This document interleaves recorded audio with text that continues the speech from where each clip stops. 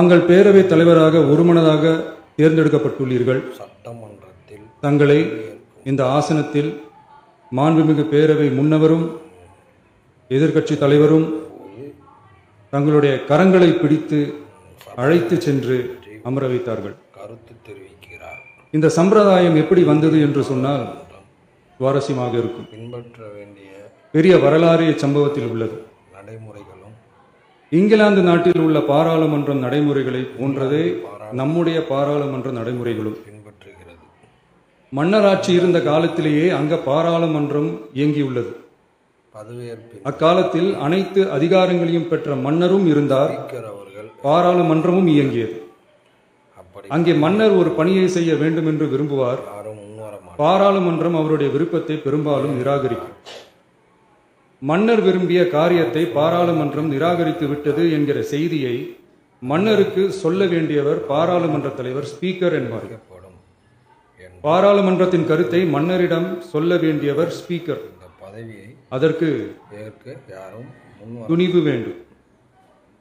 அப்படி சில பணிகளை செய்வதற்கு தான் பாராளுமன்றத்தின் அனுமதி வேண்டுமே தவிர உங்களுக்கு அந்த ராஜ்யத்தில் உள்ள எந்த பிரஜைக்கும் மரண தண்டனை விதிக்கும் அதிகாரம் மன்னருக்கு உண்டு. இதனை தான் விரும்பியதை பாராளுமன்றம் நிராகரித்து விட்டது என்று சொல்லும் ஸ்பீக்கருக்கு மரண தண்டனை விதிக்கும்படி ஆணையிடுவார். என தலையை வெட்டி விடுங்கள் என்று ஆணையிடுவார்கள். நாங்கள் இது பலமுறை நடந்ததால் யாருமே இந்த ஸ்பீக்கர் பதவிக்கு வர விரும்ப மாட்டார்கள். சபாநாயகரை பார்த்து எனவே புதிதாக பாராளுமன்றம் அமையும் போது ஸ்பீக்கர் பதவிக்கு ஒருவர் அறிவிக்கப்பட்டவுடன் அவர் உடனே தலை தப்பித்தால் போதும் என்று ஓட்டம் பிடிப்பார். கேட்க அணை முன்னவரும் எதிர்க்கட்சி தலைவரும் என்று அவரை தடுத்து நிறுத்தி அவர் கைகளை பிடித்து இழுத்து வந்த ஆசனத்தில் அமர வைப்பார். இதுதான் அந்த காலத்தில் இருந்து வந்த மரபு. ஆச்சரியப்படும் வகையில் ஜனநாயக முறை ஏற்பட்ட பிறகும் இம்மரபு தொடர்கிறது.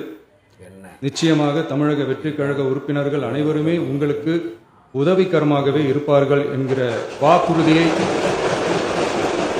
இந்நேரத்தில் அளிக்க விரும்புகிறேன். அவர் பேரவையின் மாண்பையும் கண்ணியத்தையும் ஆச்சரிய பேரவை உறுப்பினர்களின் கண்ணியத்தையும் காக்க வேண்டிய பொறுப்பை அவருக்கு உங்களிடத்தில் ஒப்படைத்திருக்கிறார்கள்.